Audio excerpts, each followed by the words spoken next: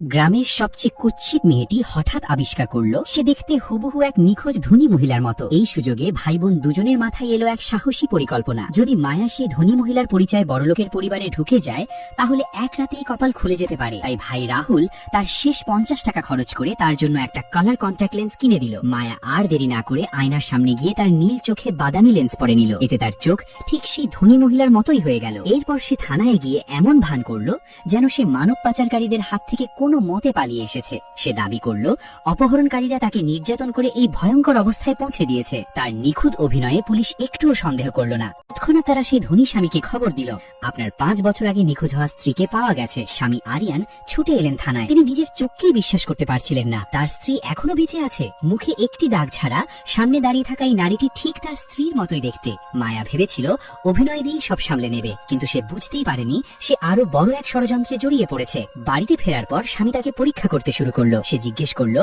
শেষবার যখন দেখা হয়েছিল আমরা কি করেছিলাম মনে আছে? কিন্তু ননদ স্নিগ্ধার সামনে সে বারবার ভুল করতে লাগলো। কফি খাওয়ার সময় সে জিজ্ঞেস করলো, তুমি কি চিনি খাবে? স্নিগ্ধা বলল, আমি তো চিনি বা মিষ্টি কিছুই খাই না। তারপর স্নিগ্ধা আবার প্রশ্ন করলো, তুমি তো ব্যথা খুব ভয় পাও, তাহলে নাক ফুটালে কবে? সে একটি পুরনো ছবি দেখিয়ে বলল, এটা আমাদের আলাদা হওয়ার 2 দিন আগের ছবি। তখন তো তোমার নাকে পিয়ার্সিং ছিল না। মায়া নিজেকে সামলে নিয়ে বলল, আমরা আলাদা হওয়ার 1 দিন আগে করিয়েছিলাম, তোমাকে সারপ্রাইজ দেওয়ার জন্য। এতে স্নিগ্ধার সন্দেহ কিছুটা কমলো। কিন্তু একদিন সই করার সময় মায়া ডান হাত ব্যবহার করলো। এতেই স্নিগ্ধা পুরোপুরি নিশ্চিত হয়ে গেল সে আসল নয়, কারণ সে জানতো তার ভাবি ছিল বাঁ হাতি। সে তার সব সন্দেহ ভাইকে জানালো। কিন্তু ভাই রাহুল হেসে বলল, তোমাকে যদি অপহরণ করে নির্যাতন করা হতো তাহলে হয়তো তুমি আমাকেও চিনতে না। স্নিগ্ধা আর কিছু বলতে পারল না। শেষে সে পুলিশের সাহায্য নিল।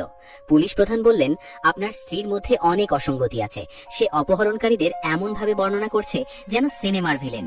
কিন্তু ধনী স্বামী আরিয়ান জোর দিয়ে বললেন, সেই আমার স্ত্রী, আমরা 5 বছর একসাথে ছিলাম, আমার চেয়ে তাকে ভালো কেউ চেনে না। রাতে তিনি একটি চিরকুটে বোন ও পুলিশের সব সন্দেহ লিখে মায়াকে জানালেন।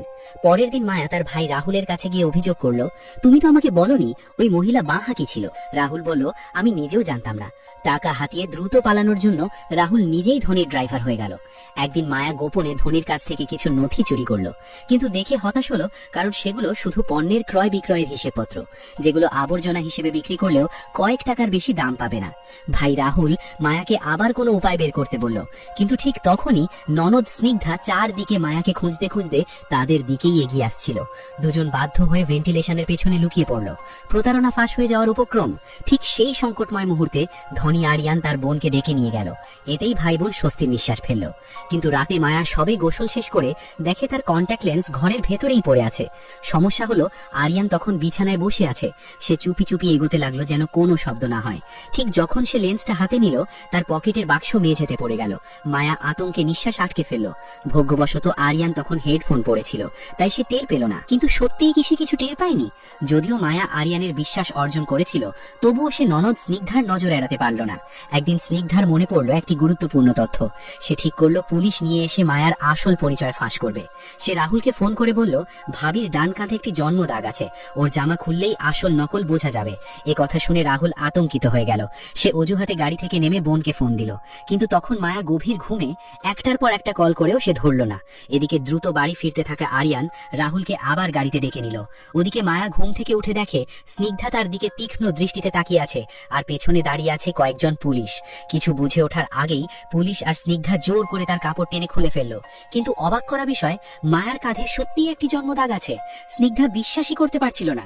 সে বারবার ঘষে দেখলো, কিন্তু কিছুতেই সেটা মুছল না। ঠিক তখনই আরিয়ান বাড়িতে পৌঁছালো। মায়া দৌড়ে গিয়ে তার বুকে লুকালো। এতে স্নিগ্ধার সব সন্দেহ দূর হয়ে গেল। সে সঙ্গে সঙ্গে মায়াকে 5 তারকা রেস্টুরেন্টে খাওয়াতে নিয়ে গেল ক্ষমা চাওয়ার জন্য। এমনকি সে পুলিশ প্রধানকেও বলল এই মামলার তদন্ত বন্ধ করে দিতে। এবার মায়া সবার বিশ্বাস পুরোপুরি জিতে নিল।